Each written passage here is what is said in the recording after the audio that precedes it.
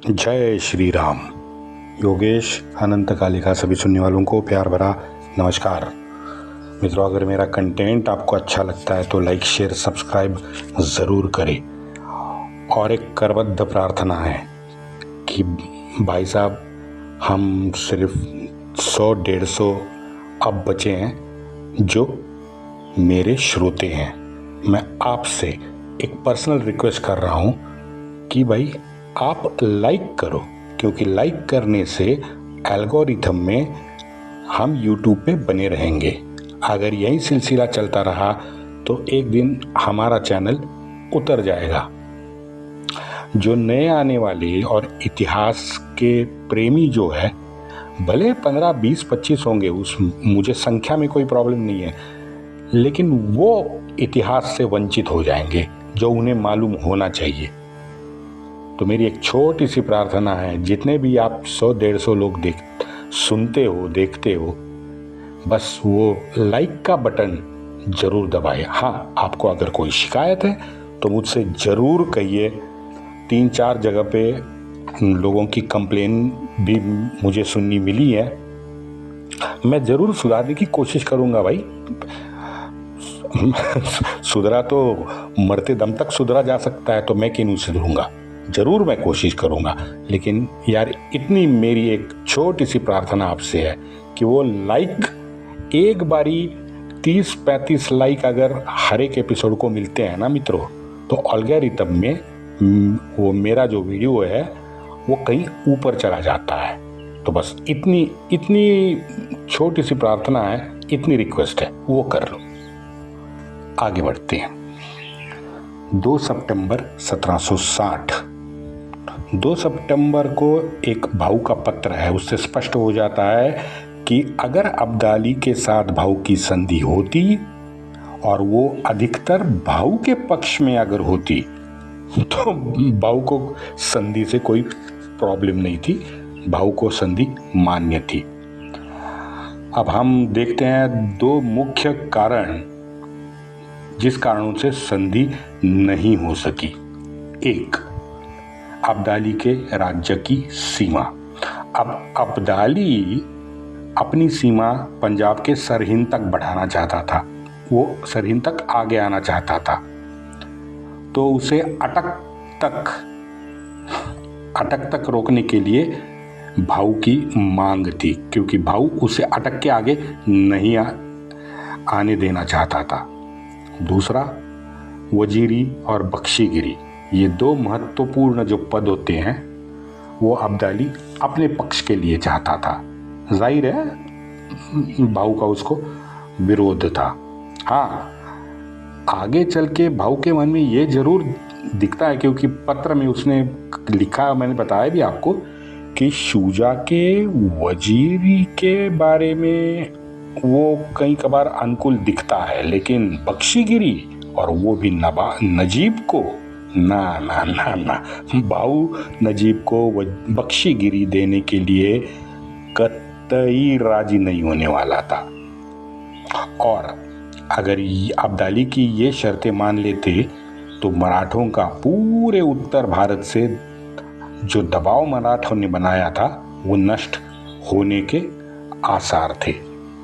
इसलिए भाऊ हमेशा, शुजा ने जितने भी पत्र लिखे हैं या शुजा के वकील के साथ बात हुई, भाऊ ने यही दोहराया कि आलमगीर और मराठों में 1759 में जो करार हुआ है उसका पालन हो। मित्रों, भाऊ तो दिल्ली में बैठा था, अब्दाली कोइलजलेश्वर में यमुना पार फंसा हुआ था। यमुना की बाढ़ में उसको भी रास्ता मिलना मुश्किल हो रहा था। और उस समय वर्षा ऋतु में अपनी सारी सेनाएं पार करने के लिए नदी का एक ऐसा क्षेत्र चाहती थी जहां थोड़ी सी ढलान हो और बाद में नदी की चौड़ाई थोड़ी सी कम हो। ऐसी जगह सेनाओं को सेना ऐसी जगह चाहती थी जहां से वो नदी पार करे। अब आगरा से कुंजपुरा तक ऐसा एक भी क्षेत्र अब्दाली के पठानों को नहीं मिल पा रहा था। और यही कारण है कि भाऊ अन्य सरदारों के साथ विमर्श करने के बाद पूरी तैयारी से दिल्ली से कुंजपुरा जा रहा था। पूर्व दिशा में उसने गोविंद पंत और गोपाल गणेश को बिठाया था। पश्चिम में खुद भाऊ था। दक्षिण में नीचे उतरने का तो कोई सवाल ही नहीं था, क्योंकि अब्दाली को उससे कोई फायदा नहीं हुआ था और अब्दाली और ज्यादा फंस जाता। लेकिन भाऊ के सामने ये भी तो प्रश्न था कि यमुना में जो बाढ़ आई है वो पूर्व दिशा में जो गोविंद पंत है उनको अतिरिक्त मदद कैसे पहुंचाए, क्योंकि बाढ़ के कारण लॉजिस्टिक तो आसान बिल्कुल नहीं था। तो तात्काल जो उनको मदद पहुंचानी थी वो तो तात्काल मदद पहुंचाना तो असंभव था। तो भाऊ ने उनको लिखा कि भाई कुंजपुरा से सहारनपुर होते हुए अब्दाली को पीछे ढकेलने की हमारी योजना है। तो इसका सीधा मतलब है कि सदाशिवराव भाऊ पहले कुंजपुरा, उससे थोड़ा सा आगे सहारनपुर के यहाँ कहीं जगह होगी तो वहां से वो अब्दाली को पीछे ढकेलने की योजना बना रहा था। यहाँ जब दिल्ली में बातचीत हुई तो हमारे मल्हारबा ने गनीमी यानी छापामार युद्ध के जरिए युद्ध करने का सुझाव दिया। अब जाहिर है सदाशिवराव भाऊ, जनकोजी, बलवंतराव मेंदड़े और दमाजी गायकवाड़ इन्होंने मल्हारबा का मुंह पर विरोध किया। मल्हारबा चुप बैठे। दूसरा भी कारण था, अगर रोहिला खंड में उतर भी जाते तो वहां छापामार युद्ध कैसे कर सकते थे। इतनी बड़ी 25-30 हजार की तो पठान सेना थी, रोहिले थे, नजीब की सेना थी और ये शुजा की भी सेना थी। बीच रास्ते विस्तीर्ण गंगा और जमुना के मैदान भी थे, जंगल नाम मात्र भर था। तो यहाँ छापामार कैसे करे बताओ। यहाँ मित्रों अब्दाली को उसके नसीब ने तब साथ दिया। अब जैसे मैंने ऊपर कहा कि मार्ग तो वो ढूंढ रहे थे क्योंकि उनको यमुना पार करनी थी। तो कुछ स्थानिक गुर्जर थे, तो स्थानिक 3 गुर्जरों की मदद से अब्दाली को बागपत के पास सेना को नदी पार करने का सही रास्ता मिल गया। ये है अब्दाली का नसीब। आप थोड़ा मैप पे नजर डाल दो। दिल्ली से बागपत सोनपत गणौर से आगे कहाँ जा, गणौर से पानीपत और पानीपत से कुंजपुरा। ये हम लोग गए उत्तर दिशा में। अब जरा नीचे आइए, नीचे है मथुरा के आगे आगरा। तो लगभग आप ये समझिए आगरा से कुंजपुरा ये 350-400 किलोमीटर होते हैं भाई साहब। इतना बड़ा नदी क्षेत्र और उस पे भाऊ की नज़र, पैसों की कमी, नदी में बाढ़, इतनी सारी प्रतिकूल परिस्थितियां भाऊ के सामने हाथ जोड़ के खड़ी थी। हाँ, हमारे मराठों में जोश था, आत्मविश्वास था, लेकिन क्षेत्र की ज़्यादा मालूमात नहीं थी क्योंकि दक्षिण से आए थे। भाऊ ने 4 अक्टूबर को कुंजपुरा जाते समय गोविंद पंत को खुद का आगे का मार्गक्रमण बता दिया है। भाऊ लिखता है, आपको जो बोला गया वो काम अभी भी नहीं हुआ है। ये छोटे छोटे गढ़ रियासतें, इन पे हमला करना बंद करे, मुख्य काम पे फोकस करे। मैंने कहा था काशी तक दंगे भड़का दो, बिना विलंब वो काम चालू करे। यहाँ यमुना में भाव बहुत है, लेकिन दिल्ली में सुस्त बैठना हमें ठीक नहीं लगा, इसलिए अब्दुल समद खान को निपटाने के लिए कुंजपुरा जा रहे हैं। नाना पुरंदरे और आपाजी जाधव राव को लौट के दिल्ली भेज दिया है। उन्होंने 30 सफरी यानी तारीख लिखी है 10 अक्टूबर 1760। 10 अक्टूबर को अली गौहर के नाम की मोहर भी यहाँ बनाई है। पूरे दिल्ली शहर में हर चौराहे पे जनता को मोहर के बारे में बता दिया गया। उसके लड़के को वलीहद भी बनाया, जो मैंने लास्ट एपिसोड में कहा 1 अक्टूबर को ही वो समारोह भाऊ ने किया था। सारी जनता शांत है। वलीहद समारोह बहुत शान से और बड़ा हुआ। तमाम दिल्ली के बुद्धिजीवी उस समारोह में शामिल थे। अब हम कुंजपुरा के रास्ते हैं। अब्दाली हमारे पास ही आएगा। घूम के दिल्ली पे हमला वो कर ही नहीं सकता। अगर उल्टी दिशा में आपकी तरफ वो मुड़े तो उसके मात्र मुड़ने से हम आधी जंग जीत जाएंगे। हम यमुना पार करके रोहिलाखंड में उसे निपटा देंगे। यहाँ का काम निपट के सहारनपुर की तरफ से रोहिलाखंड अंतर्वेदी में हम प्रवेश करेंगे और वहाँ नजीब का भी पारिपत्य करेंगे।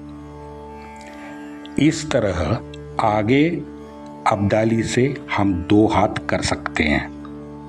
अली गौहर को उसके नाम की मोहर और चिट्ठी दोनों प्रयागराज भेज दी गई है। पैसों की कमी है, जल्द से जल्द ग्वालियर, मथुरा या आगरा पैसों का बंदोबस्त करे। जाट वल्लभगढ़ में है, वहाँ से तो हमें रसद बिना सायास आगे मिलती रहेगी। जवाहरमल अपनी फौज के साथ मुख्य फौज में शामिल होगा। लेकिन पहला काम समत खान को निपटाना है।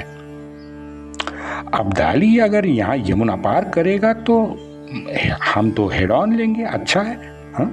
लेकिन आप वहाँ पे सतर्क रहे। कुंजपुरा पे कब्जा करने का मित्रों अब समय आ गया था। भाऊ और इंतजार के मूड में बिल्कुल नहीं था, क्योंकि भाऊ की अपनी कुछ व्यथाएं थी। एक तो पैसों की बड़ी कमी थी भाऊ के पास। दूसरा, उसको मालूम था कि अब्दाली के लौटने का मार्ग तो कुंजपुरा से ही है, क्योंकि उसके सरदार वहाँ पे बैठे थे किले में, तो उसके लिए वो तो आसान रास्ता था। जहाँ जमुना एक जगह सिकुड़ी हुई थी और वहाँ पे ढलान भी थी, तो पानी का निकास वहाँ से तेजी से हो रहा था। और उसकी क्या कहते यार, हम तो डेप्थ को जो हिंदी में कहते हैं, जो डेप्थ भी पानी की बहुत कमी थी, तो ऊँट, हाथी, जितने भी उनके घोड़े हैं और ये सेना की 25-30 हज़ार की सेना, ये सब नदी पार करने के लिए वो मार्ग आसान था। तो उनको ये मालूम था और कुंजपुरा के पास ऐसी जगहें थी। तो कुंजपुरा का जो अंदर किले का रक्षण करने वाला था, एक था नजाबत। वो कुछ कहते हैं, कुछ लोग कहते हैं, कुछ लोग नहीं भी कहते। कुछ लोग कहते हैं कि नहीं, वो नजीब का कोई रिश्तेदार था, होगा, वी आर लिस्ट इंटरेस्टेड। तो एक नजाबत खान था, दूसरा अब्दुल समद तो था ही, और तीसरा एक था मियाँ कुल्ब, मियाँ कुल्ब। ये सहारनपुर वाला चवन्नी छाप रियासतदार था। मियाँ कुल्ब। हाँ मित्रों, ये वही कुत्ता है जिसने घायल दत्ताजी का मजाक उड़ा के उनका सर तन से जुदा कर दिया था बुराड़ी घाट पे। इसलिए वो भी वहीं कुंजपुर के किले पे था।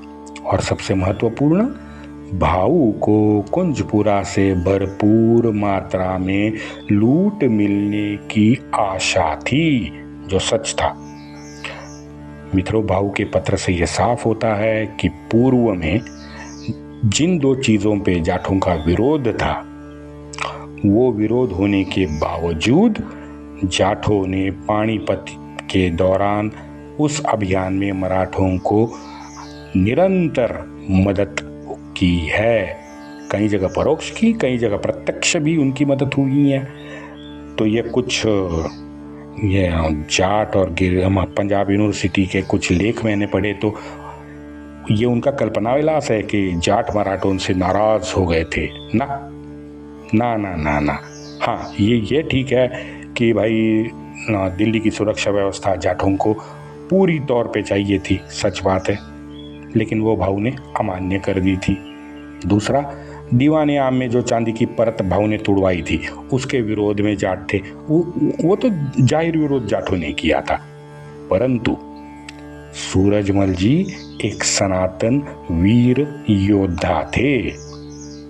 मथुरा में भाऊ के साथ बातचीत के बाद मैंने आपको बताया है, बेलपत्र और यमुना जल हाथ में लेके उन्होंने संकल्प लिया था।